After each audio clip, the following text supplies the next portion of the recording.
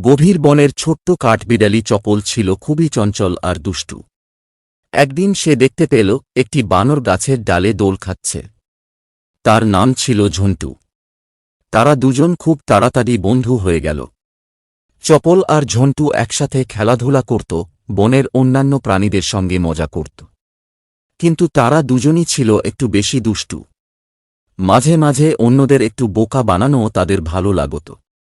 বনের মাঝখানে ছিল এক বিশাল আম গাছ, যার মালিক ছিল গম্ভীর হাতি। গম্ভীর কাউকে গাছের আম খেতে দিত না। চপল ও ঝন্টু ঠিক করল তারা কিছু আম এনে খাবে।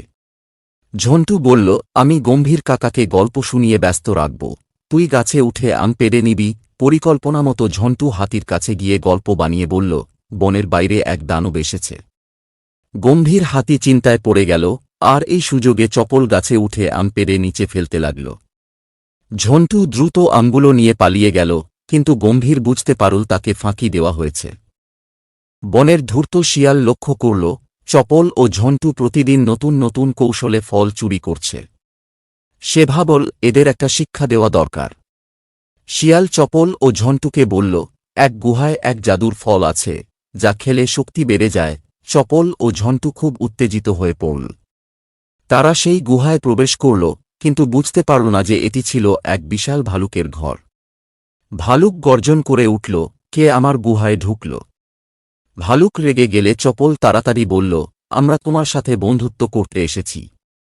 আমরা শুনেছি তুমি বনের সবচেয়ে শক্তিশালী। ভালুক একটু নরম হল।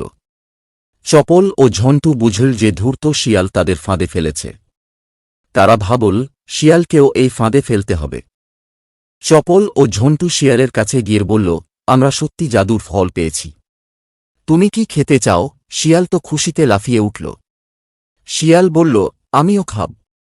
আমাকে নিয়ে চলো। চপল বলল, আগে গুহায় যেতে হবে, সেখানে আরও অনেক ফল আছে। শিয়াল গুহার মধ্যে ঢুকতেই বিশাল ভালুক গর্জন করে উঠল।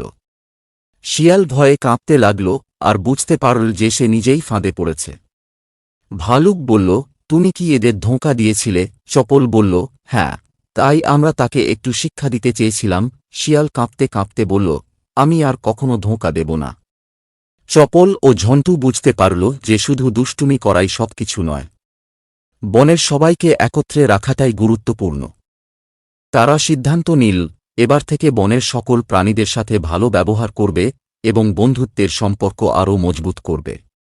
চপল ও ঝন্টু ঠিক করল তারা সবাইকে নিয়ে একটি উৎসবের আয়োজন করবে, যেখানে সবাই আনন্দ করবে। সব প্রাণী মিলে খেলাধুলা করল, নাচগান করল আর মজাদার গল্প বলল। গম্ভীর হাতিও সবার জন্য আম নিয়ে এল। শিয়াল বুঝতে পারল একসাথে মিলেমিশে থাকার আনন্দ অনেক বেশি।